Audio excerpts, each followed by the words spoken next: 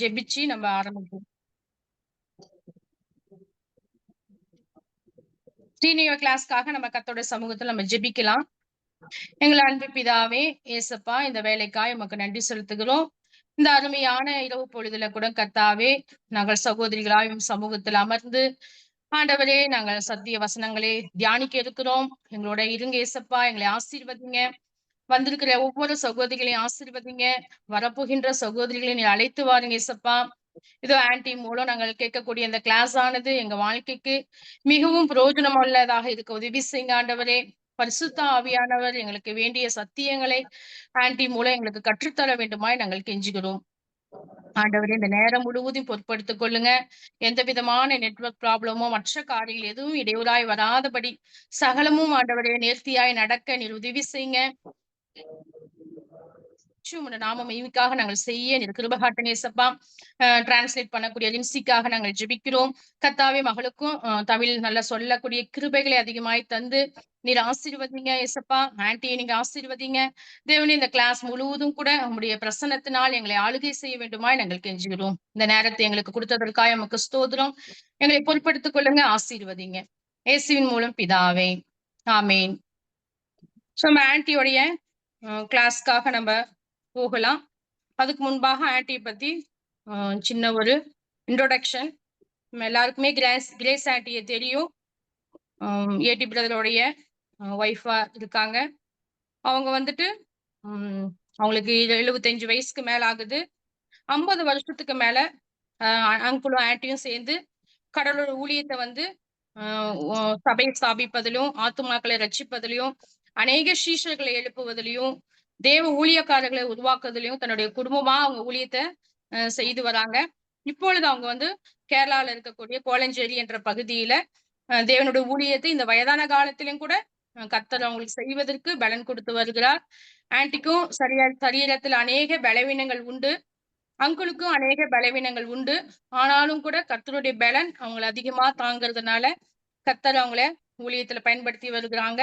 So நம்ம அவங்களுக்காக நம்ம தொடர்ந்து ஜெபிக்கலாம். அவங்களோட சரீர பலவீனங்களுக்காகவும் அவங்களுடைய ஊழியங்களுக்காக நம்ம ஜெபிக்கலாம். ஆன்டி நம்ம சிஸ்டர்ஸ்க்காக கிளாஸ் கேட்கும் போது கூட ஆன்டி கூட நமக்காக கிளாஸ் எடுப்பதற்கு இந்த பலவீன மத்தியிலும் கூட கர்த்தர் உதவி செய்தார். அதுக்காக நம்ம தேவனுக்கு நன்றி சொல்லலாம். சோ தொடர்ந்து நம்ம இந்த 1 மணி நேரம் கூட நம்ம ஆண்டோடைய சமூகத்துல ஆன்டியின் மூலம் கூட நம்ம ஆண்டவர் பேசுகின்ற இந்த சத்தியத்தை கேட்க தேவன் நமக்கு உதவி செய்வாராக. Praise the Lord, anti.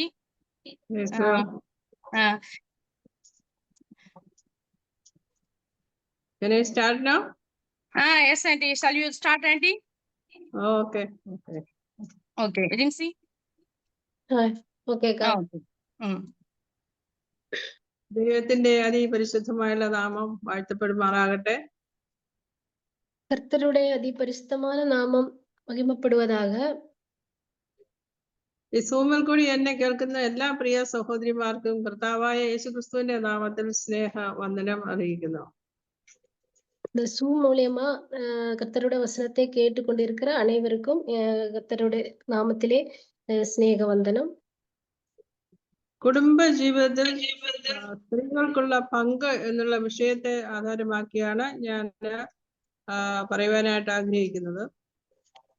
குடும்ப வாழ்க்கையில ஸ்திரீகளுக்கான பங்கு அப்படின்ற ஒரு விஷயத்தை பத்தி தான் நான் இப்போ கிளாஸ் எடுக்க போறோம். കുടുംബജീവിതത്തിൽ സ്ത്രീകൾക്ക് പലവിധമായ പങ്കുകളുണ്ട്. குடும்ப வாழ்க்கையில ஒவ்வொரு ஸ்திரீக்கும் விதவிதமான பங்குகள் இருக்கின்றன. അതിൽ സ്ത്രീ പുരുഷന് തക്ക തുണ എന്ന വിഷയത്തിനാണ് ഇന്ന് ഊന്നൽ കൊടുക്കാനായിട്ട് ആഗ്രഹിക്കുന്നത്.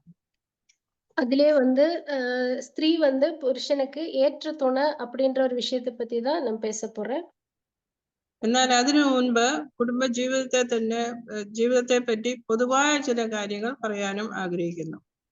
நான் அதுக்கு முன்பாக குடும்ப ஜீவிதத்தை பத்தி, குடும்ப வாழ்க்கையை பத்தி ஒரு சில விஷயங்கள் பேச போறேன். കുടുംബ ജീവിതങ്ങൾ ശിഥിലമായി കൊണ്ടിരിക്കുന്ന ഒരു കാലഘട്ടത്തിലാണ് നാം ജീവിക്കുന്നത്. குடும்ப வாழ்க்கையெல்லாம் சிதைந்து கொண்டு இருக்கிற ஒரு காலகட்டத்தில தான் நாம் வாழ்ந்துட்டு இருக்கிறோம். വീണ്ടെടുക്കപ്പെട്ട ദൈവജനത്തിന്റെ മധ്യത്തിലും കുടുംബത്തിന്റെ തകർച്ചകൾ കാണാനായിട്ട് സാധിക്കും. மீட்கப்பட்ட தேவ பிள்ளைகளின் மத்தியத்திலும் கூட இந்த மாதிரி சூழ்நிலைகள் நம்ம பார்க்க முடியும். വിവാഹ മോചനവും പുനർവിവാഹവും വിശ്വാസികളുടെ ഇടയിൽ പോലും സാധാരണമായി കഴിഞ്ഞു. இந்த மீட்கப்பட்ட தேவ மக்களின் மத்தியத்திலும் கூட விவாகரத்து, மறு திருமணம் என்ற மாதிரி விஷயங்கள்லாம் நம்ம பார்க்க முடியும்.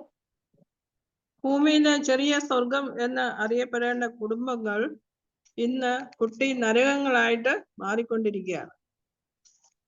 இன்றைக்கு உலகத்திலே பூமியிலே சொர்க்கம் அப்படின்ற சொல்லக்கூடிய நம்ம குடும்பம் கூட குட்டி நரகமா மாறிக்கொண்டிருக்கிறது. ദൈവം സ്ഥാപിച്ച ആദ്യത്തെ സ്ഥാപനമാണ് കുടുംബം. கர்த்தர் உண்டாக்கின முதல் குடும்பம் தான் ഇത്. കുടുംബം സ്ഥാപിച്ചത് ദൈവമായത് കാരണം കുടുംബത്തെ ഉണ്ടാക്കിനവർ കർത്തർ தான். അതിനാലേ വിജയകരമായ കുടുംബ ജീവിതത്തിന് ആവശ്യമായുള്ള ഉപദേശങ്ങളും നിർദ്ദേശങ്ങളും ദൈവത്തിന് മാത്രമേ തരുവാൻ സാധിക്കുകയുള്ളൂ. அதனாலே வெற்றிகரமான ஒரு குடும்ப வாழ்க்கைக்கு தேவையான பிரமாணங்கள், உபதேசங்கள் எல்லாமே கர்த்தரால மட்டும்தான் கொடுக்க முடியும். ഈ നിർദ്ദേശങ്ങളെല്ലാം ദൈവം തന്റെ വചനമായ ബൈബിൾ കൂടി നമുക്ക് തന്നിട്ടുണ്ട്. இந்த மாதிரி உபதேசங்கள் எல்லாமே கர்த்தர் தம்முடைய வசனமாகிய பைபிள் மூலியமா தான் நமக்கு கொடுத்திருக்காரு. എബ്രായർ എഴുതിയ ലേഖനം 13-ാം അധ്യായത്തിന്റെ 4-ാമത്തെ വാക്യം വായിക്കാം. എബ്രായർ 13:4 തമിഴിൽ വായിച്ചു.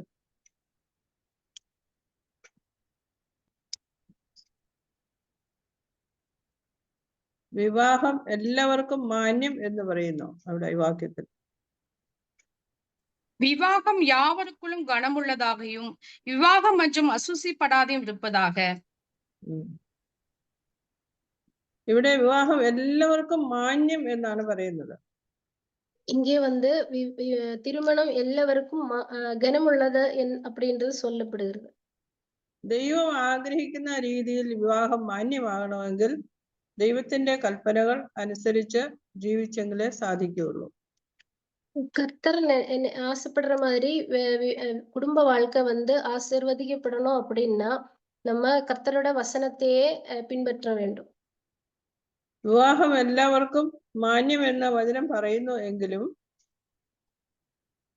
குடும்ப வாழ்க்கை அப்படின்றது எல்லாருக்கும் கனப்படக்கூடியது அப்படின்னு கர்த்தர் சொல்றாரு அப்படின்னாலும் ഇന്ന് വിദ്യാസമ്പന്നങ്ങളായ പല യുവതികളും വിവാഹം കഴിക്കാൻ ആഗ്രഹിക്കുന്നില്ല. இன்னைக்கு நிறைய படிச்ச பெண்கள் கூட விவாகம் பண்றதுக்கு விரும்புறதில்லை. അതിന് പല കാരണങ്ങളുണ്ട്. அதுக்கு நிறைய காரணங்கள் இருக்கிறது. ചിലര് പറയുന്നത് വിവാഹം കഴിഞ്ഞാൽ സ്ത്രീകൾക്കുള്ള സ്വാതന്ത്ര്യം നഷ്ടമായി പോകും, പുരുഷന് കീഴ്പ്പെട്ടിരിക്കേണ്ടി വരും എന്ന് പറയുന്നു. ஒரு சிலவங்க என்ன சொல்றாங்க அப்படின்னா விவாகம் முடிந்த பின் ஸ்திரீகளுடைய சுதந்திரம் அப்படின்றது அது இல்லாம போயிடுது அப்படின்னு சொல்றாங்க. എന്നാൽ പ്രധാന കാരണം എന്തെന്ന് ഞാൻ ചിന്തിക്കുന്നത് ஆனா முக்கியமான என்ன ஒரு காரணம் அப்படின்னு நான் என்ன நினைக்கிறேன்னா ഇന്നത്തെ തലമുറ വിവാഹ ജീവിതത്തിന്റെ മഹത്വവും ഒരു ഭാര്യയുടെ മഹത്വവും ഒരു അമ്മയുടെ മഹത്വവും അവർ മനസ്സിലാക്കുന്നില്ല എന്നുള്ളതാണ്. இன்றைய தலைமுறை விவாகத்தோட மகத்துவம் அது ஒரு அம்மையா இருக்கிறது இல்ல மனைவியா இருக்கிறத விட மகத்துவம் அவங்களுக்கு தெரியவில்லை அப்படின்றதுதான். അതുകൊണ്ട് തന്നെ അവർ ദൈവത്തിന്റെ വചനത്തിന് പ്രാധാന്യം കൊടുക്കുന്നില്ല. അതിൽ കൊടുക്കുന്ന ഉപദേശങ്ങൾക്കോ പ്രമാണങ്ങൾക്കോ പ്രാധാന്യം അത്രത്തോളം കൽപ്പിക്കുന്നില്ല. அதனாலே அவங்க கர்த்தருடைய வசனங்களுக்கு எந்த முக்கியத்துவமும் கொடுக்கறதில்லை.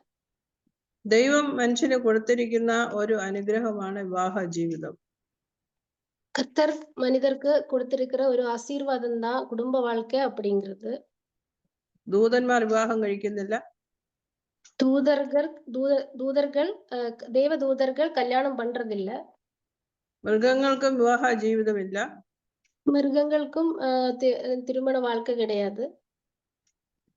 കുടുംബ ജീവിതം ദൈവഹിതപ്രകാരമുള്ള ഒരു പദ്ധതി ആയതിനാൽ കുടുംബത്തിലുള്ള ഓരോ വ്യക്തിയെ പറ്റിയുള്ള നിർദ്ദേശങ്ങളും പ്രമാണങ്ങളും വചനത്തിൽ പറയുന്നുണ്ട്. குடும்ப வாழ்க்கை அப்படின்றது கர்த்தரோட ஒரு திட்டமா இருக்கிறதுனாலேயே அதுக்கு ஏத்த பிரமாணங்கள், ഉപദേശങ്ങൾ കർത്തരാல மட்டும்தான் കൊടുக்க முடியும். അതായത് കുടുംബത്തിൽ അംഗങ്ങൾ എന്ന് പറയുമ്പോൾ ഒരു അപ്പൻ, അമ്മ, മക്കള്, ഭർത്താവ്, ഭാര്യ എന്നീ നിലയിലുള്ള ഓരോ അംഗങ്ങൾക്കും ഉള്ള നിർദ്ദേശങ്ങൾ വചനത്തിൽ പറയുന്നുണ്ട്. குடும்பத்துல நிறைய பேர் இருப்பாங்க. அப்பா, அம்மா இந்த மாதிரி ஒவ்வொருத்தங்களுக்கும் தேவையான உபதேசங்கள் வசனத்திலே கர்த்தர் கொடுத்திருக்கிறார். ചില വാക്യങ്ങൾ നമുക്ക് വായിക്കാം. ഒരു சில வசனங்கள் நம்ம வாசிப்போம். എഫേസ്യർ എഴുതിയ ലേഖനം 5-ാം അധ്യായം 22-ാമത്തെ വാക്യം. എഫേസ്യർക്ക് എഴുതിന നിരൂപണം 5-ാം അധ്യായം 25-ാவது വചനം. ഇത് ഭാര്യമാരോട് ഉള്ള കൽപ്പനയാണ്. ഇത് മனைவிகளுக்கு கர்த்தர் கொடுக்கிற ஒரு கட்டளை. വായിച്ചു. எபேசியர் 5:22. மனைவிகளே கர்த்தருக்கு கீழ்ப்படுகிறது போல உங்கள் சொந்த புருஷருக்கு கீழ்ப்படியுங்கள். 23 കർത്താവിന് എന്ന പോലെ സ്വന്തം ഭർത്താക്കന്മാർക്ക് കീഴടങ്ങണം. അതാണ് ഭാര്യയോടുള്ള കൽപ്പന. கிறிஸ்து சபைக்கு தலையா இருக்கிறது போல புருஷனும் மனைவிக்கு தலையா இருக்கிறான். എഫേസ്യർക്ക് എഴുതിയ ലേഖനം തന്നെ 5-ാം അധ്യായത്തിന്റെ 25-ാമത്തെ വാക്യം. புருஷர்களே உங்கள் மனைவிகளில் அன்பு கூறுங்கள், அப்படியே கிறிஸ்துவும் சபையிலே அன்பு கூர்ந்து. 24 ஆண்டின் தமிழ். ஆகையால் சபையானது கிறிஸ்துவுக்கு கீழ்ப்படுகிறது போல மனைவிகளும் தங்கள் சொந்த புருஷருக்கு எந்த காரியத்திலேயும் கீழ்ப்படிந்திருக்க வேண்டும். ഇവിടെ ഭർത്താക്കന്മാരോട് പറയുന്നത് ക്രിസ്തു സഭയെ എങ്ങനെ സ്നേഹിച്ചോ അതുപോലെ തങ്ങളുടെ ഭാര്യമാരെ സ്നേഹിക്കണം. അപ്പൊ ഇത് ഭർത്താക്കന്മാരോടുള്ള ഒരു കൽപ്പനയാണ്. இங்க புருஷர்கள்ட்ட என்ன சொல்றாங்கன்னா கிறிஸ்து சபையை எப்படி நேசித்தாரோ அந்த மாதிரியே மனைவியை நேசிக்கணும் அப்படிங்கிறதுதான். എഫേസ്യർക്ക് എഴുതിയ ലേഖനം തന്നെ 6-ാം അധ്യായത്തിന്റെ 1-ാമത്തെ വാക്യം. എഫേസ്യർക്ക് എഴുതിന നിരൂപണം 6-ാം അധ്യായത്തോட 1-ാം വചനം. பிள்ளைகளே உங்கள் பெற்றாருக்கு கர்த்தருக்கு கீழ்ப்படியுங்கள், இது நியாயம். ഇവിടെ മക്കളോട് പറയുന്ന ഒരു കൽപ്പനയാണ് മാതാപിതാക്കളെ അനുസരിക്കണമെന്നുള്ളത്. இங்கே பிள்ளைங்கள்ட்ட என்ன சொல்றாங்க அப்படின்னா தாய் தகப்பனுக்கு கீழ்ப்படியணும் அப்படிங்கிறதுதான்.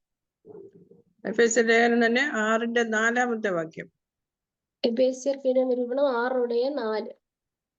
பிதாக்களே நீங்களும் உங்கள் பிள்ளைகளை கோபப்படுத்தாமல் கர்த்தர்க்கேற்ற சிச்சையிலும் போதனையிலும் அவர்களை வளர்ப்பீர்களாக. അപ്പൊ അപ്പന്മാരോട് അല്ലെങ്കിൽ പിതാക്കന്മാരോടുള്ള കൽപ്പനയാണ് അവരുടെ മക്കളെ എങ്ങനെ വളർത്തണമുള്ളതിനെ പറ്റിയാണ് ഇവിടെ പറയുന്നത്. அப்பாக்கிட்ட என்ன சொல்றாங்கன்னா பிள்ளைங்களை எப்படி வளர்க்கணும் அப்படின்ற ஒரு உபதேசம் தான் இங்கே சொல்லி இருக்கிறாங்க. 5-ാം അധ്യായത്തിന്റെ 21-ാമത്തെ വാക്യം. 5-வது அதிகாரம் 21-வது வசனம். தெய்வ பயத்தோടെ ஒருவருக்கொருவர் கீழ்ப்படிந்திருங்கள். ഇവിടെ അന്യോന്യം കീഴ്പ്പെടാം എന്നുള്ളത് എല്ലാവർക്കും ഉള്ള ഒരു കൽപ്പനയായിട്ടാണ് പറയുന്നത്. இங்கே அவங்களுக்குள்ளே எல்லாரும் கீழ்ப்படிந்திருக்கிறோம் அப்படிங்கிறது தான் முக்கியமான கட்டளையா இருக்குது. എബ്രായർക്ക് എഴുതിയ ലേഖനം 13-ാം അധ്യായത്തിന്റെ 7-ാമത്തെ വാക്യം. எபிரேயர் 13-வது அதிகாரம் 7-வது வசனம். தேவ வசனத்தை உங்களுக்கு போதித்து உங்களை நடத்தினவர்களை நீங்கள் நினைத்து அவர்களுடைய நடக்கையின் முடிவை நன்றாய் சிந்தித்து அவர்களுடைய விசுவாசத்தை பின்பற்றுங்கள். ആത്മീക ബന്ധത്തിലുള്ള നേതൃത്വത്തോട് നാം എങ്ങനെ പെരുമാറണം എന്നാണ് ഇവിടെ പറയുന്നത്. അവരെ നമ്മൾ ബഹുമാനിക്കണം, അനുസരിക്കണം. ஆத்மீகமா நம்ம வழிநடத்தக்கூடியவங்களே நம்ம ரெஸ்பெக்ட் கொடுக்கணும், அவங்களுக்கு கனம் கொடுக்கணும் அப்படின்றத இங்க சொல்றாங்க. ഈ വാക്യങ്ങളിൽ നിന്നൊക്കെ നമുക്ക് മനസ്സിലാകുന്ന ഒരു സത്യമുണ്ട്. இந்த வசனத்துல இருந்தெல்லாம் நம்ம புரிந்து கொள்ளக்கூடிய ஒரு சத்தியம் என்ன என்றால், കീഴടങ്ങുക, സ്നേഹിക്കുക, അനുസരിക്കുക, ബഹുമാനിക്കുക എന്നീ കൽപ്പനകൾ ഭാര്യമാരോടുള്ള ബന്ധത്തിൽ മാത്രമല്ല പറയുന്നത്. கீழ்ப்படியுங்கள், அனுசரித்து போங்கள், கனம் பண்ணுங்கள், நேசியுங்கள், இந்த மாதிரி கட்டளைகள் எல்லாமே மனைவிகளுக்காக மட்டும் கொடுக்கவில்லை. കുടുംബത്തോടുള്ള ബന്ധത്തിലും സഭയോടുള്ള ബന്ധത്തിലും സഹോദരി സഹോദരന്മാരോടുള്ള ബന്ധത്തിലും പാലിക്കേണ്ട കാര്യങ്ങളെ പറ്റിയാണ് ഇവിടെ പറഞ്ഞിരിക്കുന്നത്. குடும்பத்துக்குள்ளேயா இருந்தாலும் சபைக்குள்ளேயா இருந்தாலும் நம்ம பண்ண வேண்டிய அடுத்தவங்களுக்கு ஆக நம்ம பண்ண வேண்டிய விஷயங்களை பத்தி தான் சொல்லிட்டு இருக்கிறோம். അപ്പോൾ ഒരു കുടുംബത്തെ പറ്റി ചിന്തിക്കുമ്പോൾ അത് സഭയുടെ ഒരു ചെറിയൊരു പതിപ്പാണ് എന്ന് പറയാനായിട്ട് സാധിക്കും.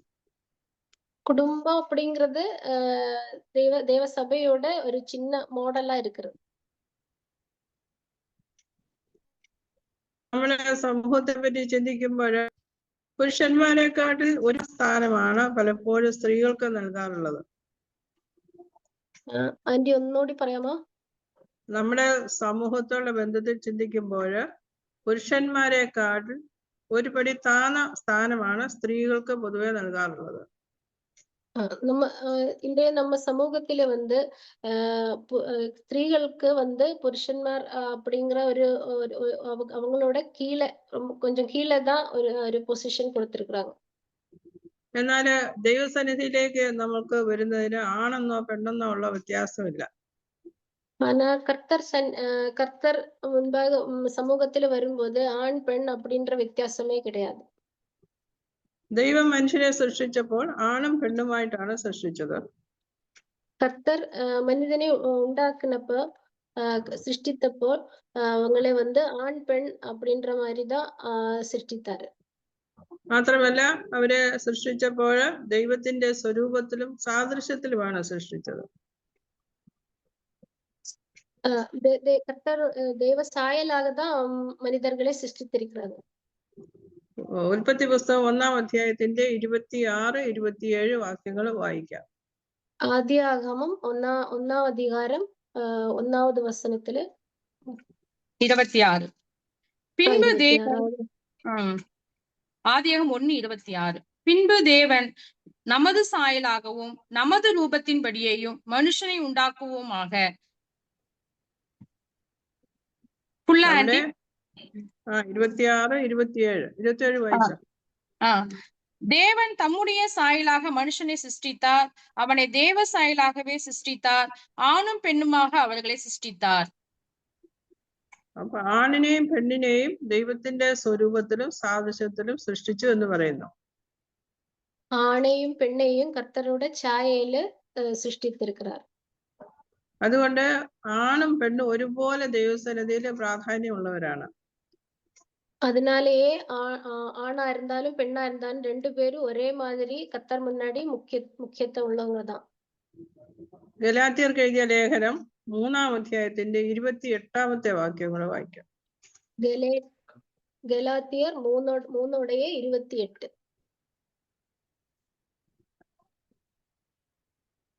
கலாத்தியர் 3:28. யூதர் என்றும் கிரேக்கன் என்றும் இல்லை, அடிமை என்றும் சுவாதீனம் என்றும் இல்லை, ஆண் என்றும் பெண் என்றும் இல்லை, நீங்கள் எல்லாரும் கிறிஸ்து இயேசுவுக்குள் ஒன்றாயிருக்கிறீர்கள். അപ്പോൾ കർത്താവിന്റെ സന്നിധിയിലേക്ക് പുരുഷനെന്നോ സ്ത്രീയെന്നോ എന്ന വ്യത്യാസമില്ലാതെ ഏത് സമയത്തും സ്ത്രീക്കും ചെല്ലുവാനായിട്ട് സാധിക്കും. கர்த்தருடைய பிரசன்னத்துல இல்ல கர்த்தர் முன்னாடி நம்ம வரும்போது ஸ்திரீ ஸ்திரீ என்றோ புருஷன் அப்படின்ற வித்தியாசமே இல்லாம எந்த நேரத்துக்கு வேணாலும் அவர் முன்னாடி நம்ம போலாம். പുരുഷനെയും സ്ത്രീയെയും സൃഷ്ടിച്ചത് ദൈവത്തിന്റെ സ്വരൂപത്തിലും സാദൃശ്യത്തിലുമാണ് എന്ന് പറഞ്ഞു. புருஷனையும் ஸ்திரீயையும் கர்த்தர் சிருஷ்டித்தது வந்து கர்த்தருடைய ഛായയില് தான் அப்படின்றது நம்ம சொன்னோம். എന്നാൽ കുടുംബത്തോടുള്ള ബന്ധത്തിൽ പുരുഷന്റെയും സ്ത്രീയുടെയും ഉത്തരവാദിത്തങ്ങൾ വ്യത്യസ്തമാണ്. ஆனா குடும்பத்திலே வந்து புருஷனுடைய ஆணுடையும் பெண்ணுடையும் பொறுப்புகள் வந்து ரொம்ப வித்தியாசமா இருக்கும். ഒരു പുരുഷനെ സ്ത്രീ വിവാഹം ചെയ്തു കഴിയുമ്പോൾ അവരൊരു ദേഹമായി തീരുന്നു എന്ന് വചനം പറയുന്നു. ஒரு புருஷன் ஒரு ஸ்திரீயை விவாகம் பண்ணும்போது அவங்க ஒரே சரீரமா மாறுறாங்க அப்படின்னு சொல்றாரு. ഉൽപ്പത്തി പുസ്തകം 2-ാം അധ്യായത്തിന്റെ 24-ാമത്തെ വാക്യം. ஆதியாகமம் 2வது அதிகாரம் 23வது வசனம். 24 2:24 ஆதியாகமம் இது நிமிஷம் 23. அப்பொழுது ஆதாம், இவள் என் எலும்பின் எலும்பும் என் மாம்சத்தில் மாம்சமாய் இருக்கிறாள், இவள் மனுஷனில் எடுக்கப்பட்டபடியால் மனுஷி எனப்படுவாள் என்றான். இது நிமித்தம் புருஷன் தன் தகப்பனையும் தன் தாயையும் விட்டு தன் மனைவியோடு இசைந்திருப்பான், அவர்கள் ஒரே மாംസമായി இருப்பார்கள். ഇവിടെ ഏകദേഹമായി എന്ന് പറയുമ്പോൾ ഒരു ശരീരവും ഒരു തലയും അതിനുണ്ട് എന്ന് നമുക്ക് മനസ്സിലാക്കാനായിട്ട് സാധിക്കും. இங்கே அவங்க ஏக சரீரம் அப்படின்ட்டு சொல்லும்போது ஒரு தலையும் ஒரு சரீரവും இருக்கிறது அப்படின்னு நம்ம பார்க்க முடியும். കുടുംബത്തിന്റെ തല ഭർത്താവാണ്. ஒரு குடும்பத்தோட தலைவன் தலை அது ഹസ്ബൻഡ് தான். അതുപോലെ തന്നെ ശരീരം ഭാര്യയാണ്. ശരീരം മனைவி தான். എഫേസ്യർക്ക് എഴുതിയ ലേഖനം 5-ാം അധ്യായത്തിന്റെ 23-ഉം 24-ഉം വാക്യങ്ങൾ വായിക്കാം. എഫേസ്യർ 5-ோடைய 23, 24 வசனங்கள் நம்ம வாசிப்போம். கிறிஸ்து சபைக்கு தலையா இருக்கிறது போல புருஷனும் மனைவிக்கு தலையா இருக்கிறான். அவரே சரீரத்துக்கு இரட்சகரா இருக்கிறார். ஆகையால் சபையானது கிறிஸ்துவுக்கு கீழ்ப்படுகிறது போல மனைவிகளும் தன் சொந்த புருஷருக்கு எந்த காரியத்திலையும் கீழ்ப்படிந்திருக்க வேண்டும். ഇവിടെ ക്രിസ്തുവും സഭയും തമ്മിലുള്ള ബന്ധത്തെ ഭർത്താവും ഭാര്യയും തമ്മിലുള്ള ബന്ധത്തോടെ ഉപയോഗിച്ചിരിക്കുന്നതായിട്ട് കാണാം. இங்கே கணவன் மனைவி அந்த உறவை கிறிஸ்துவும் சபையுமா இருக்கிற உறவோட ரொம்ப இணைத்து பேசியிருக்காங்க. സഭയെയും ക്രിസ്തുവിനെയും ഉദ്ധരിച്ചുകൊണ്ടാണ് ഭാര്യ ഭർത്തൃ ബന്ധത്തെ പറ്റി ഇവിടെ പറയുന്നത്. சபா கிறிஸ்து அப்படின்ற ஒரு உறவை வச்சுதான் கணவன் மனைவி பந்தத்தை பத்தி சொல்லியிருக்காங்க. ഭാര്യ ഭർത്തൃ ബന്ധത്തിന്റെ പ്രാധാന്യത്തെ ആണ് ഇത് കാണിക്കുന്നത്. கணவர் மனைவி அந்த பந்தத்தோடைய முக்கியத்துவம் தான் ഇത് വെളിപ്പെടുത്തുന്നത്. സഭ ക്രിസ്തുവിനെ എങ്ങനെ കീഴ്പ്പെട്ട് അനുസരിച്ച് ജീവിക്കുന്നു അതുപോലെ തന്നെ ഭാര്യമാര് തങ്ങളുടെ ഭർത്താക്കന്മാർക്ക് കീഴ്പ്പെട്ട് അനുസരിച്ച് ജീവിക്കേണ്ടതാണ്.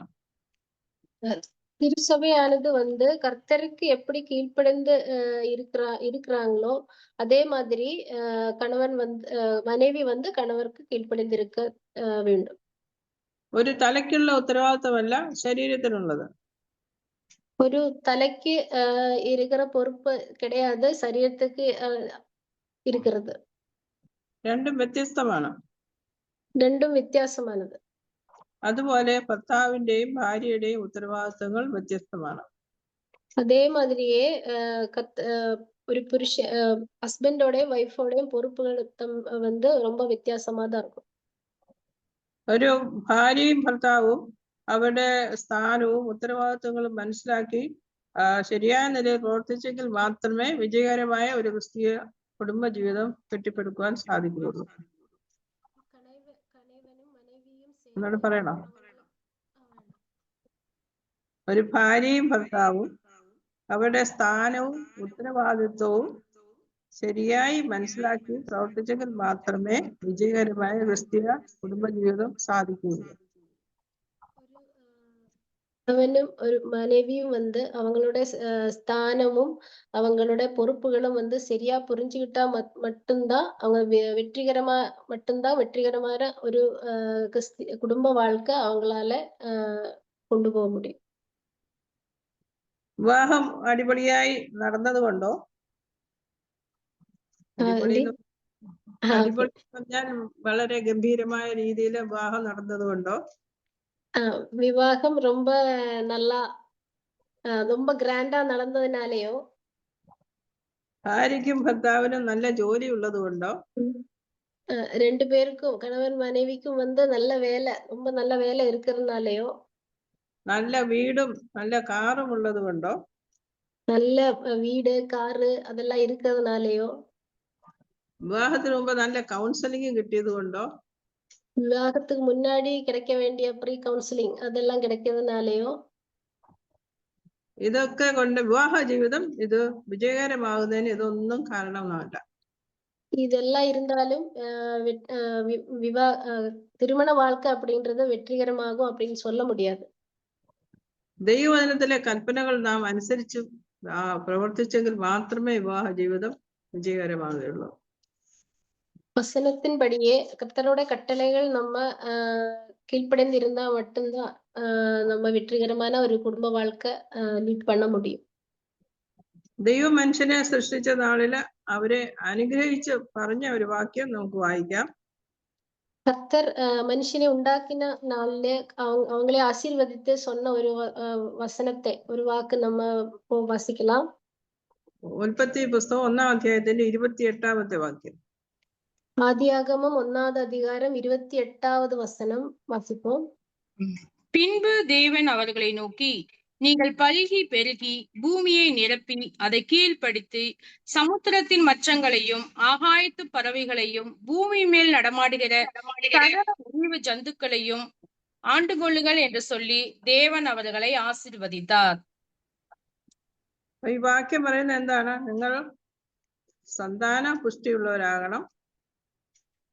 இந்த வசனம் என்ன சொல்றாங்க அப்படின்னா, நீங்க நிறைய பழகி பெருகணும் அப்படின்றதுதான். பூமியை அடக்கி வாழணும்.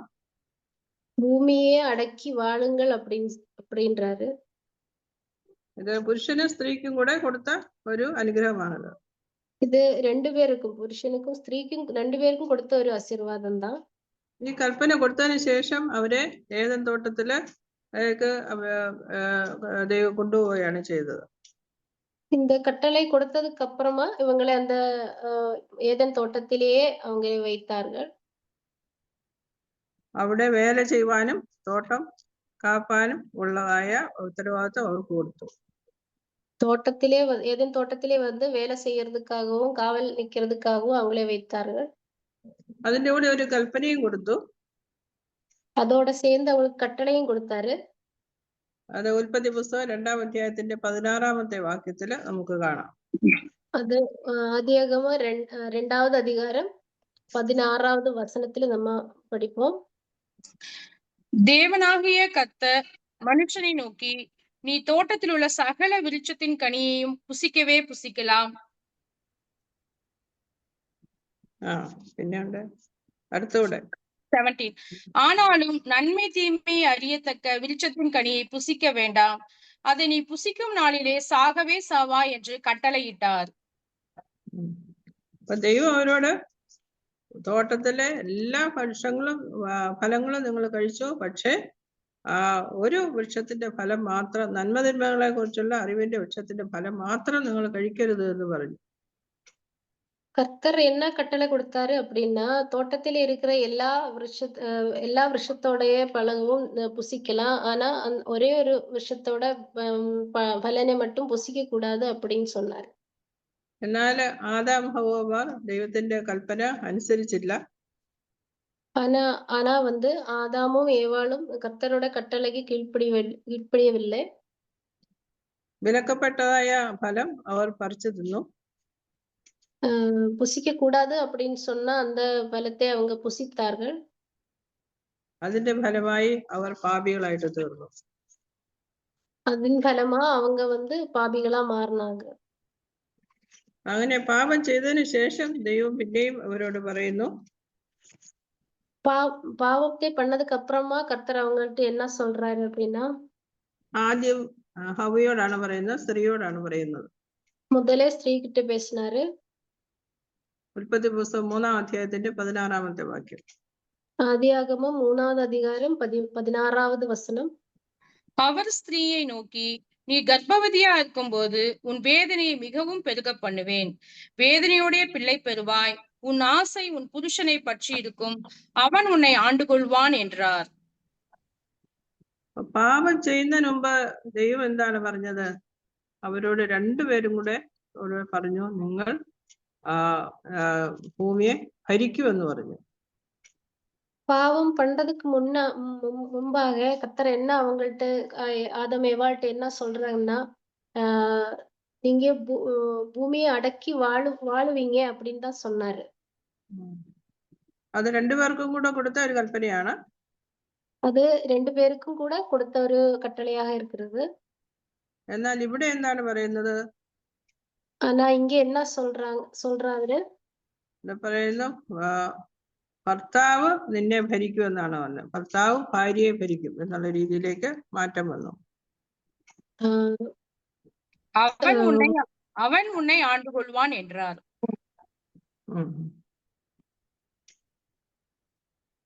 സ്ത്രീയെ സംബന്ധിച്ച് ഒരു ഭാര്യ, അമ്മ എന്നീ നിലയിലുള്ള ഉത്തരവാദിത്തങ്ങളെ പറ്റി ആണ് ഈ വേദഭാഗത്ത് നമുക്ക് ദർശിക്കാനായിട്ട് സാധിക്കുന്നത്.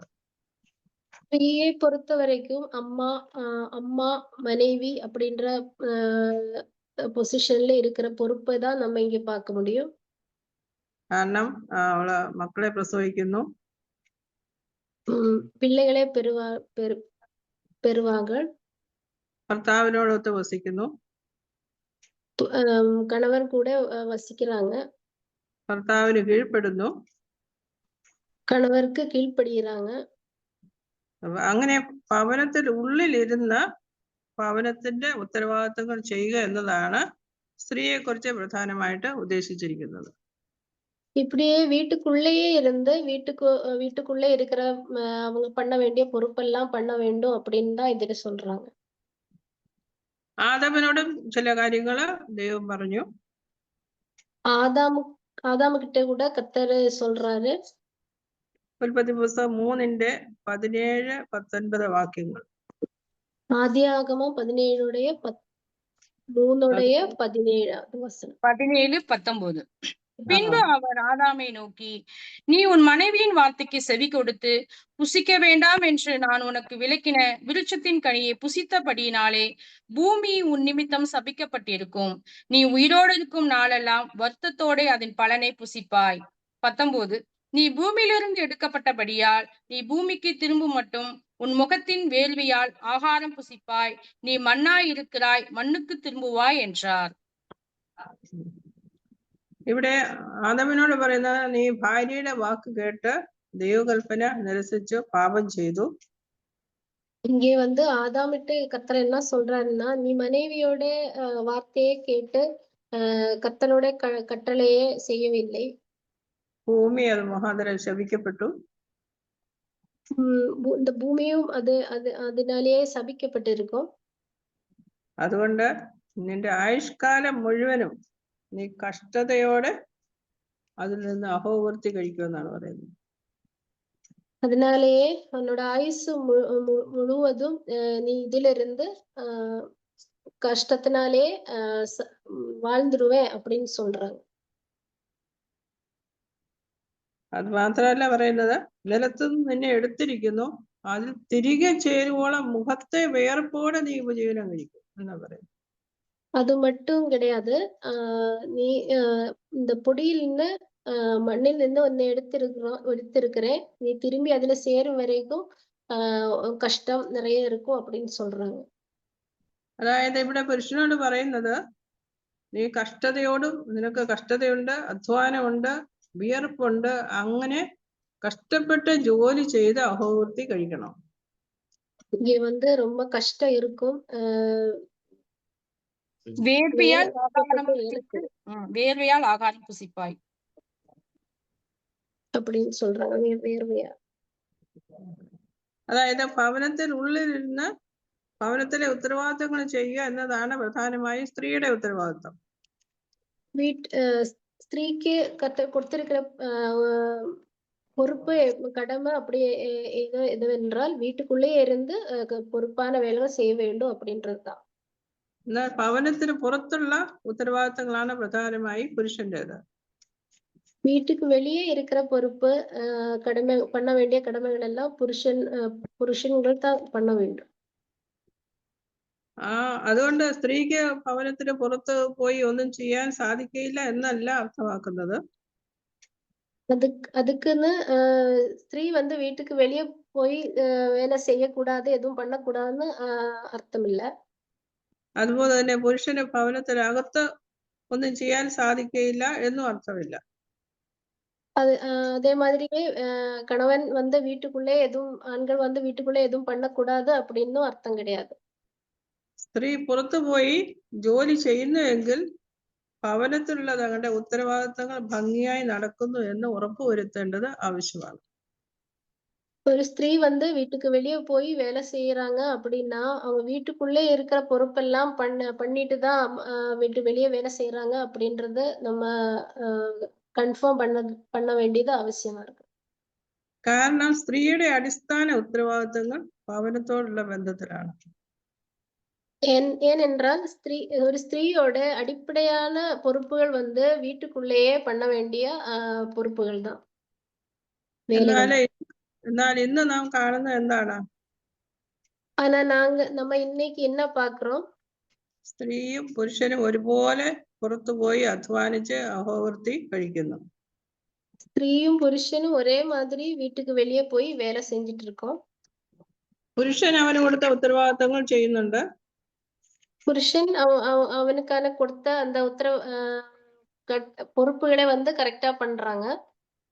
എന്നാൽ സ്ത്രീയെ സംബന്ധിച്ചിടത്തോളം ഭവനത്തിലെ ഉത്തരവാദിത്തങ്ങൾ ശരിയായി ചെയ്യുവാനായിട്ട് സാധിക്കുന്നില്ല.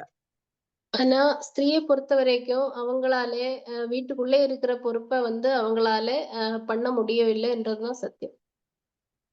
അതായത് പുറത്ത് പോയി ജോലി ചെയ്യുകയും അതേ സമയത്ത് തന്നെ ഭവനത്തിലെ ഉത്തരവാദിത്തങ്ങൾ ഏറ്റവും ഭംഗിയായിട്ട് ചെയ്യുന്ന കാര്യം വളരെ ബുദ്ധിമുട്ടുള്ള കാര്യമാണ്. வீட்டுக்கு வெளியே போய் வேலை செஞ்சு அதே நேரத்திலே வீட்டுக்குள்ளே அவங்க பண்ண வேண்டிய வேலைகளை பொறுப்புகள் எல்லாம் பண்றது வந்து ரெண்டுமே பண்றது வந்து ரொம்ப கஷ்டமான விஷயம்தான்.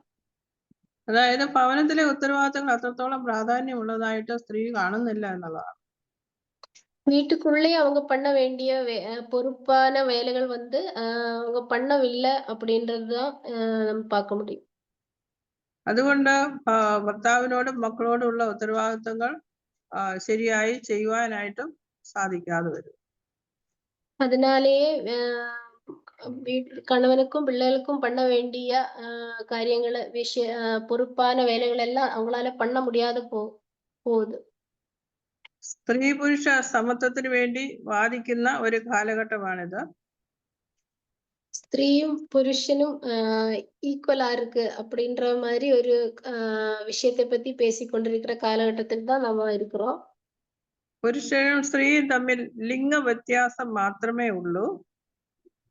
புருஷன் ஸ்திரீ அப்படின்றது அந்த செக்ஸ் அது மட்டும்தான் வித்தியாசமா இருக்கும். ഗർഭധാരണ ഒഴിച്ച് ബാക്കി എല്ലാ കാര്യങ്ങൾക്കും സമത്വം വേണമെന്നാണ് അവർ വാദിക്കുന്നത്.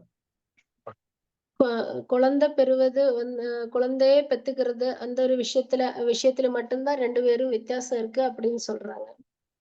ഈ ചിന്താഗതിയുള്ള ജനസമൂഹത്തിന്റെ മധ്യത്തിലാണ് വീണ്ടെടുക്കപ്പെട്ട ദൈവജനം വസിക്കുന്നത്. இந்த மாதிரி யோசிக்கிற ஒரு சமூகத்துலதான் நம்ம மீட்கப்பட்ட நம்ம தெய்வ பிள்ளைகளும் வாழ்ந்துட்டு இருக்கோம். അതുകൊണ്ട് വിശ്വാസികളായ സഹോദരിമാർക്കും തെറ്റിപ്പോകാനുള്ള സാധ്യതയുണ്ട്. அதனாலேயே கர்த்தரால மீட்கப்பட்ட விசுவாசிகளான தெய்வம் பிள்ளைகள் கூட தவறான வழியில் போறதுக்கு சான்ஸ் ഉണ്ട്. അതുകൊണ്ട് ദൈവദിനത്തില് ഒരു ഭാര്യ ഒരു അമ്മ എന്ന നിലയിലുള്ള ഉത്തരവാദിത്തങ്ങളെ പറ്റി പറയുന്നുണ്ട്.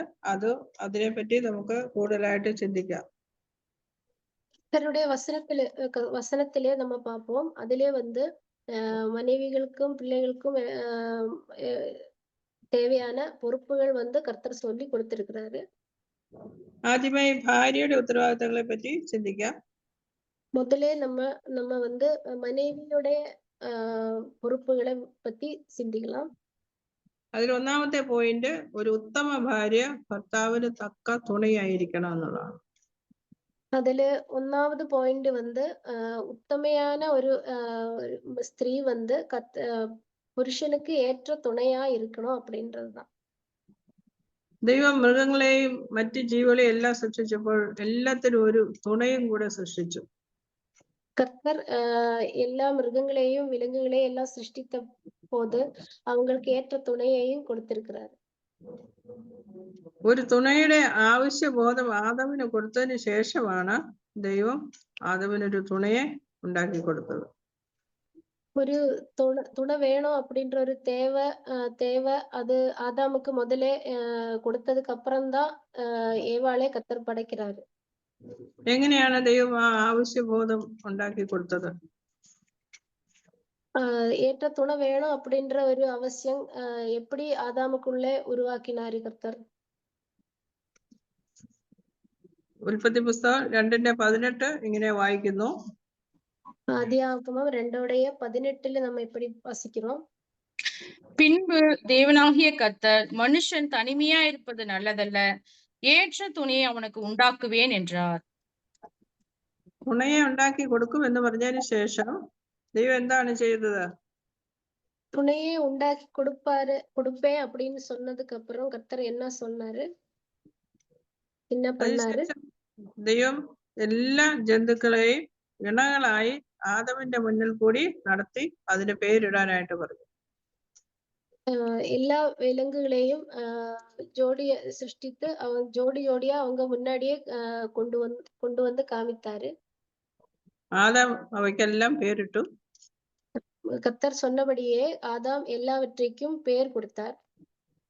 അത് കഴിഞ്ഞപ്പോൾ ആദാമിന് മനസ്സിലായി എല്ലാ ജന്തുക്കൾക്കും തുണയുണ്ട്, തനിക്ക് മാത്രം ഒരു തുണയില്ല എന്ന് മനസ്സിലായി. அதுக்கப்புறமா வந்து ஆதாம் என்ன யோசிக்க ஆரம்பித்தாரு அப்படின்னா எல்லா விலங்குகளுக்கும் துணை இருக்கிறது, எனக்கு மட்டும் துணை இல்ல அப்படின்னு யோசிக்க ஆரம்பிச்சாரு. ഉൽപ്പത്തി പുസ്തകം 2-ാം അധ്യായത്തിന്റെ 20-ാമത്തെ വാക്യം. ஆதியாகமம் 2வது அதிகாரம் 20வது வசனம் வாசிப்போம். அப்படியே ஆதாம் சகலவித நாட்டு மிருகங்களுக்கும் ஆகாயத்து பறவைகளுக்கும் சகலவித காட்டு மிருகங்களுக்கும் பெயரிட்டான். ஆதாமுக்கோ ஏற்ற துணை இன்னுം കാണപ്പെടவில்லை. ദൈവം മനുഷ്യന് ഒരു ഗാഢനിദ്ര വരുത്തി അവന്റെ വാരിയലിൽ ഒന്നെടുത്ത് ഒരു സ്ത്രീയായി ആദമിന്റെ സന്നിധിയിലേക്ക് കൊണ്ടുവന്നു. கர்த்தர் ஆதாமுக்கு தூங்க வைத்தார். அதுக்கப்புறமா ஆதாமுடைய விலா எலும்பு எடுத்து அதிலிருந்து ஸ்திரீயை உண்டாக்கினார். സ്ത്രീയെ കണ്ട ഉടനെ ആദമിന് മനസ്സിലായി ഇത് ദൈവം എനിക്ക് തന്ന തുണയാണ് എന്ന് മനസ്സിലായി. ஸ்திரீயை பார்த்த உடனேயே ஆதாமுக்கு தெரிஞ்சது இது கர்த்தர் எனக்கு கொடுத்த துணைதான் அப்படின்றது. അപ്പോൾ ആദാം ഇങ്ങനെ പറഞ്ഞു. ഉൽപ്പത്തി പുസ്തകം 2-ാം അധ്യായത്തിന്റെ 23-ാമത്തെ വാക്യം. ஆதியாகமம் 2:23வது வசனம். அப்பொழுது ஆதாம், இவள் என் எலும்பின் எலும்பும் என் மாம்சத்தில் மாம்சமாய் இருக்கிறாள், இவள் மனுஷனில் எடுக்கப்பட்டபடியால் மனுஷி எனப்படுவாள் என்றான்.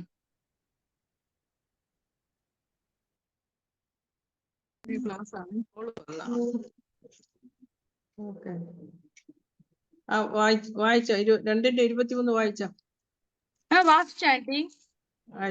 அப்பொழுது ஆதாம், இவள் என் எலும்பின் எலும்பும் என் மாம்சத்தில் மாம்சமாய் இருக்கிறாள், இவள் மனுஷனில் எடுக்கப்பட்டபடியால் மனுஷி எனப்படுவாள் என்றான். അപ്പോൾ ആദമിന് അവളെ കണ്ടപ്പോൾ, ആ ഹവ്വയെ കണ്ടപ്പോൾ തന്നെ മനസ്സിലായി ഇതെന്റെ എനിക്ക് തുണയായിട്ട് ദൈവം തന്ന ഒരു സ്ത്രീയാണ് എന്ന് മനസ്സിലായി. ஏவாளை பார்த்த உடனே ஆதாமுக்கு புரிஞ்சது இது கர்த்தர் எனக்காக கொடுத்த ஏற்ற துணைதான் அப்படின்றது. ആദാം പറഞ്ഞു ഇത് എന്റെ മാംസത്തിൽ എന്റെ അസ്ഥിയിൽ നിന്ന് അസ്ഥിയും എന്റെ മാംസത്തിൽ നിന്ന് മാംസവുമാണ് എന്നാണ് പറഞ്ഞത്. இது என்னோட எலும்பிலிருந்து எலும்பும் மாம்சத்திலிருந்து மாம்சமும் அப்படின்னு ஆதாம் சொன்னார். അപ്പം സ്ത്രീയെ സൃഷ്ടിച്ചത് പുരുഷന് വേണ്ടിയാണ്. പുരുഷനുക്കാக தான் கர்த்தர் ஸ்திரீயை உண்டாக்கினது.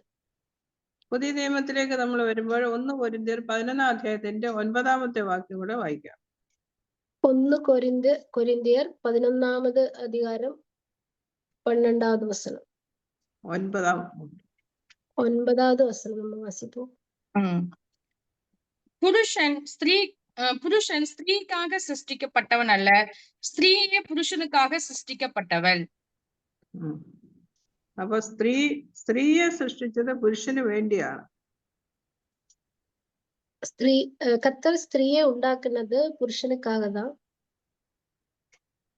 അപ്പൊ അതുകൊണ്ട് ഭാര്യ എന്ന നിലയില് ഭർത്താവിനോട് വളരെയധികം ഉത്തരവാദിത്വങ്ങള് സ്ത്രീക്കുണ്ട്.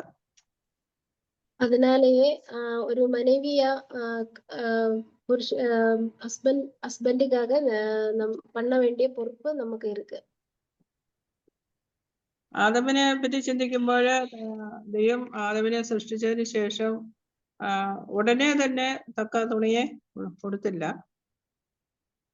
ஆதாமை பத்தி நம்ம யோசிக்கும் போது அவனை சிருஷ்டித்த உடனே வந்து கர்த்தர் வந்து துணையை கொடுக்கவில்லை. കുറച്ച് സമയത്തേക്ക് തനിക്ക് ഏകനായിരിക്കേണ്ടതായിട്ടുള്ള ആവശ്യം വന്നു. கொஞ்சம் நேரம் வந்து ആദാം തനിയാ இருக்கிறது அவசியமா இருந்தது. എന്നാൽ ഹവ്വയെ പറ്റി ചിന്തിക്കുമ്പോൾ ஆனா ஏவாளை பத்தி நம்ம நினைக்கும் போது അവള് ഒരു സെക്കൻഡ് പോലും തുണയില്ലാതെ ഇരുന്നില്ല, ജീവിച്ചില്ല. ഒരു നൊടി കൂടെ തുണ ഇല്ലാമ ഏവാൾ ഇരുന്നതില്ല. അങ്ങനെ അവര് ഒരു ദേഹമായിട്ട് പിന്നീട് അവര് ജീവിക്കുന്നു. அப்படியே அவங்க ஒரே சரீரமா வாழ்ந்துட்டு இருக்காங்க. സ്ത്രീ ഒരിക്കലും പുരുഷനിൽ നിന്നും സ്വതന്ത്രയല്ല. സ്ത്രീ ഒരു കാലമും வந்து പുരുഷനിലിருந்து സ്വാതന്ത്ര്യം പെട്ടവൾ கிடையாது. വിവാഹിത ആകുന്നത് വരെ പിതാവിന്റെ അധികാരത്തിലും സംരക്ഷണയിലുമാണ്. திருமணம் ஆறு வரைக்கும் അപ്പാവുടെ അധികാരത്തിലും സംരക്ഷണത്തിലും இருக்கிறாங்க. വിവാഹം കഴിയുമ്പോൾ ഭർത്താവിന്റെ അധികാരത്തിലും സംരക്ഷണയിലും. വിവാഹத்துக்கு அப்புறமா கணவர்களுடைய കട്ടുപാടില് தான் வாழ்ந்துட்டு இருக்கிறாங்க. വിധവയായ സ്ത്രീകളാണെങ്കിൽ അവരുടെ ആൺമക്കളുടെ സംരക്ഷണയിലോ മറ്റ് ബന്ധുക്കളുടെ സംരക്ഷണയിലോ ആയിരിക്കും. விதவையானவங்க வந்து ஆண் பிள்ளைகளோட கட்டுப்படியில் அவங்களோட அண்டர்ல இருக்கிறாங்க. വിശ്വാസിയായ വിധവയാണ്, അവളെ ആരും സംരക്ഷിക്കാനില്ലെങ്കിൽ സഭ അവളെ ഉത്തരവാദിത്വം ഏറ്റെടുക്കും. விசுவாசியான ஒரு விதவை அப்படி என்றால் திருச்சபையானது அவளுக்கான அடைக்கலமா இருக்கு. തക്ക തുണ എന്ന് പറയുമ്പോൾ ஏற்ற துணை அப்படி என்றால் ആദമിനെ പറ്റി ചിന്തിക്കുമ്പോൾ ആദമിന്റെ ബുദ്ധിപരവും വൈകാരികവുമായ പ്രത്യേകതകളെ അതിന് പൂർത്തീകരിക്കുവാൻ കഴിയുന്ന ഒരാളെയാണ് ദൈവം ആദമിന് കൊടുത്തത്. ஆதாமை பத்தி நம்ம சொல்லும் போது அவனுடைய அறிவுக்கும் உணர்வுக்கும் சார்ந்த ஒரு ஏற்ற துணையை தான் கொடுத்திருக்கிறாரு. അവര് തമ്മിൽ നല്ല പൊരുത്തം ഉണ്ടായിരുന്നു, കമ്പാറ്റബിൾ. அவங்க வந்து ரொம்ப பொருத்தமான துணைகளா കാണപ്പെടുന്നു. അതായത് ഭർത്താവിന്റെ വ്യക്തിത്വത്തിന്റെ പ്രത്യേകതകളെ മനസ്സിലാക്കിയെങ്കിൽ മാത്രമേ ഭാര്യയ്ക്ക് തക്ക തുണിയായിരിക്കാനായിട്ട് സാധിക്കുകയുള്ളൂ. கணவருடைய பர்சனாலிட்டியை நல்லா புரிஞ்சுக்கிட்டா மட்டும்தான் அவங்களுக்கு ஏற்ற துணையா நம்ம இருக்க முடியும். അതുപോലെ തന്നെ ഭർത്താവിന്റെ കഴിവുകളെയും സാധ്യതകളെയും മനസ്സിലാക്കി ആ നിലയിൽ വളരുവാനുള്ള ഒരു പ്രോത്സാഹനം കൊടുക്കുകയും അങ്ങനെ ഉത്സാഹിപ്പിക്കുകയും ചെയ്യുന്ന ഒരാളാണ് തക്ക തുണ. அதே மாதிரி கணவருடைய ஆளுமையே திறமை இதெல்லாம் புரிஞ்சுக்கிட்டாதான் அவங்களுக்கு ஏற்ற துணையா நம்ம இருக்க முடியும். ദൈവത്തിൽ ആശ്രയിച്ച് പരിശ്രമിച്ചാൽ ഏത് ഭാര്യയ്ക്കും ഒരു ഉത്തമ തുണയായിരിക്കാനായിട്ട് സാധിക്കും. கர்த்தருக்கு முன்னாடி ஆசிரியம் வைத்துட்டா மட்டும்தான் நம்ம அவங்களுக்கு ஏத்த துணையா நம்ம இருக்க முடியும். സ്വന്തം താല്പര്യങ്ങളെ ഭർത്താവിന്റെ താല്പര്യങ്ങൾക്ക് വിധേയപ്പെടുത്തുവാനുള്ള ഒരു മനസ്സ് അതിന് ആവശ്യമാണ്. സ്വന്തം ഭർത്താവിന്റെ நம்மளோட சொந்த இன்ட்ரெஸ்ட் நமக்கு பிடித்ததெல்லாம் அதெல்லாம் வந்து கர்த்தர் முன்னாடியும் கணவன் முன்னாடியும் கீழ்ப்படிந்து இருந்தா மட்டும்தான் நம்மளால அது பொறுப்பா பண்ண முடியும். പുരുഷന് വേണ്ടി സൃഷ്ടിക്കപ്പെട്ട ആ സ്ത്രീയുടെ മഹത്വം വെളിപ്പെടുത്തുന്നത് സ്ത്രീ പുരുഷന് വേണ്ടി ജീവിക്കുമ്പോഴാണ്. ஒரு புருஷனுக்காக வாழ வேண்டிய ஒரு ஸ்திரீயோட மகத்துவம் எங்கே நம்ம பாக்குறோம் அப்படின்னா அவங்க கணவர்க்காக வாழும்போதுதான். അങ്ങനെ നാം ജീവിക്കുമ്പോൾ നമ്മുടെ ജീവിതം കർത്താവിന് വേണ്ടി തന്നെയാണ് ജീവിക്കുന്നത്. அப்படி நம்ம வாழும்போது நம்ம கர்த்தருக்காக தான் வாழ்ந்துட்டு இருக்கிறோம். കർത്താവിന് കഴിവ് കുറഞ്ഞ മേഖലകൾ ഉണ്ടെങ്കിൽ നാം അവരെ ആ നിലയിൽ ഉത്സാഹിപ്പിക്കുകയും അവരെ വളരുവാൻ അവരെ അനുവദിക്കുകയും ചെയ്യേണ്ടത് ആവശ്യമാണ്. கணவர்களுக்கு வந்து எந்த மாதிரி வீக்னஸ் எல்லாம் இருக்கு அப்படின்னா அவங்களை உற்சாகப்படுத்தி அவங்களை சப்போர்ட் பண்ணி நம்ம அவங்களுக்கு ஏத்த மாதிரி அவங்களுக்கு கீழ்ப்படிந்து இருக்க வேண்டியது அவசியமா இருக்கு. അതുപോലെ തന്നെ ഒരു ഭാര്യ തന്റെ ഭർത്താവിന് എപ്പോഴും നന്മ ചെയ്യുന്നവളായിരിക്കണം. அதே மாதிரியே ஒரு ஸ்திரீ வந்து தன்னுடைய புருஷனுக்கு எப்பவுமே நன்மை செஞ்சுட்டு இருக்கிறவங்களா காணப்பட வேண்டும். സദൃശവാക്യം 31:12 ഉത്തമമായ സ്ത്രീയെ പറ്റി അങ്ങനെ പറയുന്നുണ്ട്. നീതിമൊഴികൾ 32:12 31:12 31:32 31:12 அவள் உயிரோடு இருக்கிற நாளெல்லாம் அவனுக்கு தீமையே அல்ல നന്മയെ செய்கிறாள். അപ്പം ഈ ഉത്തമയായ സ്ത്രീയെ പറ്റി പറയുമ്പോൾ അവളുടെ ആയുസ് മുഴുവനും തന്റെ ഭർത്താവിന് നന്മ മാത്രം ചെയ്യാനാണ് അവൾ ആഗ്രഹിച്ചത്. തിന്മ അവളുടെ ചെയ്യാനായിട്ട് ഒരു ആഗ്രഹം പോലും അവളുടെ ജീവിതത്തിൽ വന്നില്ല എന്നാണ്. இந்த நீதிமொழியில் என்ன சொல்றாங்க அப்படின்னா உத்தமையான ஒரு மனைவி அப்படின்னா அவங்களோட வாழ்க்கை பூரா தன்னுடைய கணவனுக்காக தான் வாழ்ந்திருக்காங்க. அவனோட நன்மைக்காக தான் வாழ்ந்திருக்காங்க. എന്നാൽ ദാവീദിന്റെ ഭാര്യ മീഖളിനെ പറ്റി അങ്ങനെയല്ല പറയുന്നത്. ஆனா தாவீது ராஜாவுடைய மனைவி மீகாளை பத்தி நம்ம அப்படி வாசிக்கவில்லை. അവള് തന്റെ ഭർത്താവിന് നന്മ കാക്ഷിക്കുന്നവളല്ലായിരുന്നു.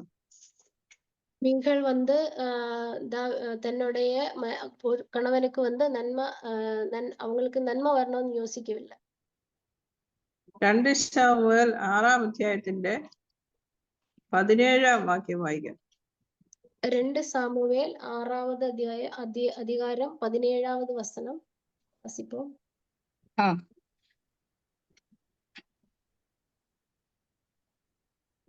6:17 ஆண்டி. 6:17 அவர்கள் கர்த்தருடைய பெட்டியை உள்ளே கொண்டு வந்து அதற்கு தாவீது போட்ட கூடாரத்துக்குள் இருக்கிற அதன் ஸ்தானத்திலே அதை வைத்தபோது தாவீது கர்த்தருடைய சந்நிதியிலே சர்வாங்க தகன பலியையும் சமாதான பலியும் இட்டான். 20-21 വാക്യം കൂടെ വായിച്ചു. தாவீது தன் வீட்டாரை ஆசீர்வதிக்கு திரும்பும் போது சவுலின் குமாரத்தியாகிய மீகாள் தாவீதுக்கு எதிர்கொண்டு வந்து அற்ப மனுஷரில் ஒருவன் தன் வஸ்திரங்களை கழற்றி போடுகிறது போல இன்று தம்முடைய ஊழியக்காரருடைய பெண்களின் கண்களுக்கு முன்பாக தம்முடைய வஸ்திரங்களை உரிந்து போட்டிருந்த இஸ்ரவேலின் ராஜா இன்று எத்தனை மகிமைப்பட்டிருந்தார் என்றாள். அதற்கு தாவீது மீகாளை பார்த்து, உன் தகப்பனை பார்க்கிலும் அவருடைய எல்லா வீட்டாரை பார்க்கிலும் என்னை இஸ்ரவேலாகிய கர்த்தருடைய ஜனத்தின் மேல் தலைவனாக கட்டளையிடும்படிக்கு தெரிந்து கொண்ட கர்த்தருடைய சமூகத்திற்கு முன்பாக ஆடி பாடினேன்.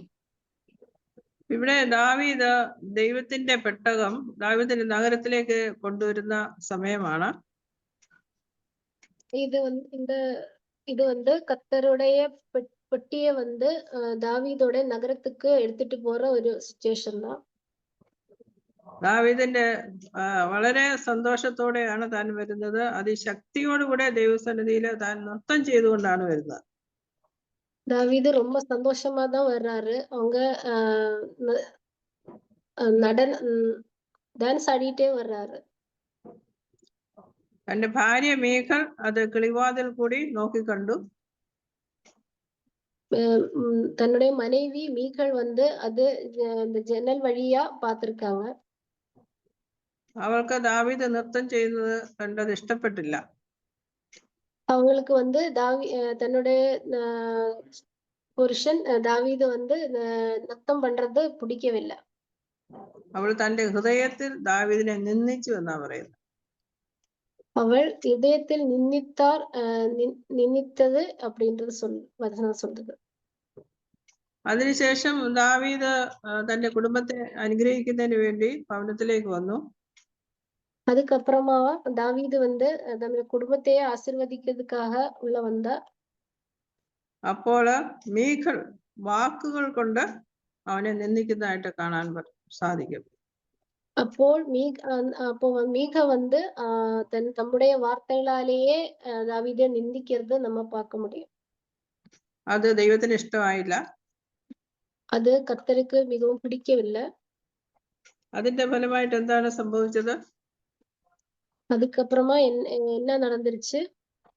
21-ാമത്തെ വാക്യം വായിക്കുന്നത്, ശൗലിന്റെ മകളായ മീഖളിന് ജീവപര്യന്തം ഒരു കുട്ടിയും ഉണ്ടായില്ല. அதுக்கப்புறம் என்ன வாசிக்கிறோம்? 23. அதனால் சவுலின் குமார்த்தியாகிய மீகாலுக்கு மரணமடையும் நாள் மட்டும் பிள்ளை ഇല്ലാതിരുന്നത്. അപ്പൊ സ്വന്തം ഭർത്താവിനെ അവളെ ഹൃദയത്തിൽ നിന്ദിച്ചു. അതിനുശേഷം വാക്കുകൊണ്ട് അവളുടെ ഹൃദയത്തിൽ ഉണ്ടായിരുന്ന വാക്കുകൾ കൊണ്ട് പറഞ്ഞ് ദാവീദിനെ നിന്ദിച്ചു. അതിന്റെ ഫലമായിട്ട് എന്ത് സംഭവിച്ചു? ദൈവം അവൾക്ക് മക്കളെ കൊടുത്തില്ല. തലമുറകളെ കാണാനുള്ള അനുഗ്രഹം അവൾക്ക് കിട്ടിയില്ല. மீகல் என்ன பண்றாங்க அப்படின்னா வார்த்தைகளாலேயும் இதயம் கொண்டும் வந்து கணவனை நிந்தித்தாள். அதனாலேயே மரணம் வரைக்கும் அவளுக்கு குழந்தையை பெத்துக்காம போனா. അതുകൊണ്ട് നമ്മൾ നമ്മുടെ ഭർത്താക്കന്മാർക്ക് എപ്പോഴും നന്മ കാംക്ഷിക്കുന്നവരായി തന്നെ ഇരിക്കേണ്ടത് ആവശ്യമാണ്. അതിനാலேயே நம்ம ஒவ்வொருத்தவங்களும் കണവങ്ങളുടെ നന്മയെ ചിന്തിക്ക വേണ്ടും. തക്ക തുണ എന്നതിന് ഉത്തമ സഖി എന്നും അതിന് അർത്ഥമുണ്ട്. ஏற்ற துணை அப்படின்றதுக்கு உத்தமையான ஒரு சഖி, குணசாலியான ஸ்திரீ, குணசாலியான ஸ்திரீ அப்படின்றத சொல்லலாம். കേവലം സഹായം ചെയ്യുക എന്ന് മാത്രമല്ല, അതിലുപരിയായിട്ട് ഭർത്താവിന് ഒരു കൂട്ടുകാരി എന്ന നിലയിൽ ഭാര്യ പ്രവർത്തിക്കേണ്ട ആവശ്യമാണ്. வெறும் மனைவி அப்படின்றது மட்டும் இல்லாம கர்த்தருக்கு ஒரு நல்ல ஒரு ഫ്രണ്ടാ கூட நம்ம இருக்க வேண்டும். ഒരു ദാസിയുടെ സ്ഥാനമല്ല ഭാര്യയ്ക്കുള്ളത്. ഒരു വേലക്കാരിയുടെ സ്ഥാനം கிடையாது மனைவிக்கு. ഒരു ഉത്തമ സഖിയുടെ സ്ഥാനമാണുള്ളത്. ഒരു ഉത്തമയായ ഒരു സ്ത്രീയുടെ ഫ്രണ്ടോടെ ഒരു സ്ഥാനം தான் സ്ത്രീക്കുള്ളത്. ജീവിതത്തിന്റെ എല്ലാ വശങ്ങളും തലമുറ കൂടാതെ പങ്കുവയ്ക്കുന്നവരാണല്ലോ സഖികൾ എന്ന് പറയുന്നത്. ஒரு நல்ல ஃப்ரெண்ட் அப்படின்னா எல்லா விஷயங்களையுமே ரொம்ப நல்லா பகிர்ந்து கொள்கிறவங்களா இருக்கிறோம். ഭാര്യയും ഭർത്താവും ഇങ്ങനെയുള്ള സഖികളായിരിക്കുമെന്നാണ് വചനം പറയുന്നത്. கணவன் மனைவிகள் வந்து இந்த மாதிரி நல்ல ஃப்ரெண்டா தான் இருக்க வேண்டும். ഒന്നിച്ച് സംസാരിക്കുകയും ഒന്നാ பேச வேண்டும். ഒന്നിച്ച് ആഹാരം കഴിക്കുകയും ഒന്നാ சாப்பிட வேண்டும். ഒന്നിച്ച് സഞ്ചരിക്കുകയും ഒന്നാ യാത്ര பண்ண வேண்டும். ചിരിക്കുകയും കരയുകയും அழுவுறது சிரிக்கிறது எதுவா இருந்தாலும் ஒன்னா பண்ண வேண்டும். അർത്ഥവത്ത ശരിയായ നിലയിൽ ആശയവിനിമയം ചെയ്യുകയും ചെയ്യുന്ന സഖികളായിട്ട് ഇരിക്കണം. ഒരു നല്ല കമ്മ്യൂണിക്കേഷൻ അവങ്ങൾക്കുള്ളേ இருக்க வேண்டும். ഈ വിധത്തിലുള്ള സഖിത്വം ഭർത്താവിന് നൽകാൻ വേണ്ടിയാണ് ദൈവം സ്ത്രീയെ സൃഷ്ടിച്ചത്. இப்ப நம்ம சொன்ன மாதிரி எல்லாம் இந்த மாதிரி ஒரு நல்ல ஒரு ஃப்ரெண்டா இருக்க வேண்டும் அப்படின்னு தான் கர்த்தர் சொல்றாரு. മഹാനായ ഏത് പുരുഷന്റെയും മഹാനായ ഏത് പുരുഷന്റെയും പിന്നിൽ മഹാനായ ഏത് പുരുഷന്റെയും പിന്നിൽ ஆணோட கிரேட் ஆனா ஒரு கிரேட்னு சொல்லணும்ல, அந்த மாதிரி ஒரு ஆணோடைய பின்னாடி എന്താ മഹാനായ ഏത് ഒരു മൗനമായി പിൻപിൽ നിൽക്കുന്ന ഒരു സ്ത്രീ ഉണ്ടായിരിക്കും എന്നത് അങ്ങനെ പറയാറുണ്ട്. ஒரு நல்ல கணவனுக்கு பின்பாக ஒரு நல்ல மனைவி, மௌனமா இருக்கிற ஒரு மனைவி இருக்கு அப்படின்னு சொல்றாங்க. അങ്ങനെയുള്ള സ്ത്രീയായിട്ട് തീരുവാൻ ദൈവം നമ്മളെ ഓരോരുത്തരെയും ആ നിലയിൽ സഹായിക്കട്ടെ. அந்த மாதிரி ஒரு ஸ்திரீயா நம்ம வாழ்றதுக்கு கர்த்தர் ഏവരെയും ആശീർവദിപ്പാറാங்க. ഭർത്താക്കന്മാർക്ക് തക്ക തുണയായിരിക്കണം. கணவர்களுக்கு ஏற்ற துணையா நம்ம இருக்க வேண்டும். അതേസമയം തന്നെ അതേ നേരത്തിലെ സഖിയായിരിക്കുകയും ചെയ്യണം. നല്ല തോഴിയാ കൂടെ இருக்க வேண்டும். അപ്പൊ നമുക്ക് നമ്മെ തന്നെ ഒന്ന് പരിശോധിക്കാം. നമ്മെ ഒന്ന് പരിശോധന பண்ணுவோம். നമ്മുടെ ഭർത്താക്കന്മാർക്ക് തക്ക തുണയാണോ?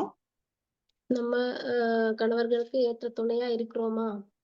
ഉത്തമ സ്ത്രീയെ പോലെ ഭർത്താക്കന്മാർക്ക് എപ്പോഴും നന്മ ചെയ്യുന്നവരാണോ? உத்தமையான ஒரு ஸ்திரீ மாதிரி அவங்களுக்காக நன்மையை செய்கிறவங்களா இருக்கிறோமா? ഭർത്താക്കന്മാർക്ക് നല്ല കൂട്ടുകാരിയാണോ? நல்ல ഒരു തോഴിയാ இருக்கிறோமா? ഭവനത്തിലെ ഉത്തരവാദിത്തങ്ങളൊക്കെയും കർത്താവിന് എന്നവണ്ണം നമുക്ക് ചെയ്യാൻ സാധിക്കുന്നുണ്ടോ? குடும்பத்துக்குள்ளே நம்ம பண்ண வேண்டிய பொறுப்பெல்லாம் கர்த்தருக்கு அப்படின்ற மாதிரி நம்மளால பண்ண முடியுதா? നമുക്ക് നമ്മോട് തന്നെ ഈ ചോദ്യങ്ങളൊക്കെ ചോദിക്കാം. நமக்கு നമ്മളിടമേ இந்த കേൾവിയെല്ലാം நம்ம കേൾப்போம். നമ്മുടെ ജീവിതത്തിൽ കുറവുണ്ടെങ്കിൽ ദൈവസന്നിധിയിൽ നമുക്ക് ഏറ്റു പറയാം. குறைகள் இருந்தால் நம்ம கர்த்தர் முன்னாடியே அறிக்கையிடுவோம், கேட்போம். പുതിയൊരു തുടക്കത്തിന് നമുക്ക് ആരംഭം കുറിക്കാം. புதுசா ஒரு துவக்கம் நம்ம ഇത് ഇനിമേ തുടങ്ങുவோം. 100% പെർഫെക്റ്റ് ആയിട്ടുള്ള ഒരു ഭാര്യയെ കണ്ടുകിട്ടാൻ ബുദ്ധിമുട്ടാണ്. 100% ഉത്തമയാന ഒരു മனைவிയെ നമ്മ பார்க்க முடியாதுதான். എന്നാൽ കർത്താവിൽ നമ്മൾ ആശ്രയിക്കുകയാണെങ്കിൽ നമ്മുടെ ഭർത്താക്കന്മാർക്ക് നല്ല തുണകളായിരിക്കാൻ, നല്ല സഖികളായിരിക്കാനായിട്ട് സാധിക്കും. கர்த்தருக்குள்ளே இருக்கும்போது நம்மளால அது நல்ல ஏற்ற துணையாவும் ஏற்ற தோழியாவும் நம்மளால இருக்க முடியும். ദൈവം അതിനു വേണ്ട കൃപ നമുക്ക് ഓരോരുത്തർക്കും തരട്ടെ. ദൈവനാമം മഹത്വപ്പെടുമാറാകട്ടെ. கர்த்தர் அதுக்கேற்ற கிருபையை நமக்கு ஒவ்வொருத்தங்களுக்கும் தருமாறாக. கர்த்தருடைய நாமம் மட்டும் மகிமைப்படுவதாக.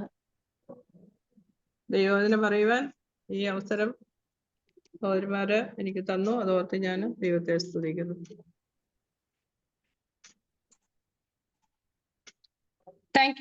Thank you, Auntie.